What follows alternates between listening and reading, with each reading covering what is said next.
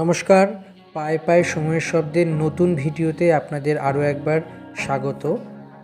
যদি আমাদের এই চ্যানেলের ভিডিও ভালো লেগে থাকে তাহলে সাবস্ক্রাইব করুন, লাইক, শেয়ার, কমেন্ট করুন এবং বেল আইকনটি প্রেস করুন যাতে আপনাদেরকে প্রতিনিয়ত এবং সিমলেসভাবে নতুন নতুন ভিডিও আপনাদের কাছে পাঠাতে পারি বা নতুন ভিডিও আপনাদের কাছে পৌঁছতে যেতে পারে। সেই কারণেই বেল আইকনটা ক্লিক করে দিক যাতে লেটেস্ট আপডেট আপনারা পাবেন।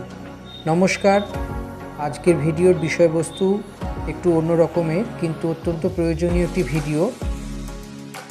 মমতা বন্দ্যোপাধ্যায় অর্থাৎ মুখ্যমন্ত্রী মমতা বন্দ্যোপাধ্যায় দ্বিতীয়বারের পর তৃতীয়বার যখন ক্ষমতায় এসেছিলেন তার আগে নির্বাচনী ইস্তেহারে প্রস্তুতি দিয়েছিলেন।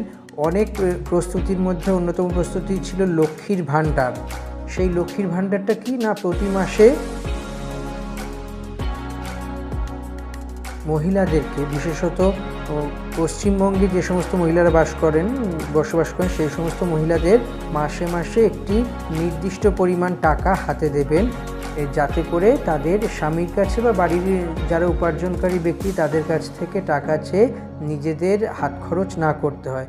সেই কারণেই মমতা বন্দ্যোপাধ্যায় লক্ষ্মীর ভাণ্ডার প্রকল্প নামে একটি প্রকল্প শুরু করেছিলেন 2021-এ ভোটে জিতে আসার পরে। এই প্রকল্পের বিষয়বস্তুটা কী ছিল? এই প্রকল্পের বিষয়বস্তুটা এই ছিল যে সমস্ত মহিলারা, পরবর্তীকালে এক্সটেন্ড করা হয় যে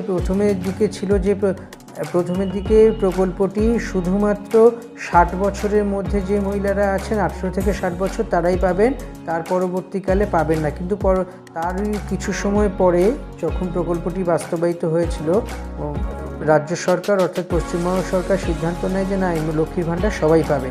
এই প্রতি মাসে লক্ষ্মীর ভাণ্ডার প্রকল্পের একটা টাকা 500 টাকা করে মহিলারা পাবেন। যারা জেনারেল বা আনরিজার্ভ ক্যাটাগরি তারা 500 টাকা করে পাবেন, আর যারা রিজার্ভ অর্থাৎ SC ST বা OBC বা অনগ্রসর শ্রেণী, এই ধরনের যে সমস্ত মানুষেরা আছেন, এই সম্প্রদায়ের মহিলারা মাসে একটা নির্দিষ্ট পরিমাণ টাকা হাত খরচ হিসেবে পাবেন। এই উদ্দেশ্য নিয়ে শুরু হয়েছিল লক্ষ্মীর ভাণ্ডার।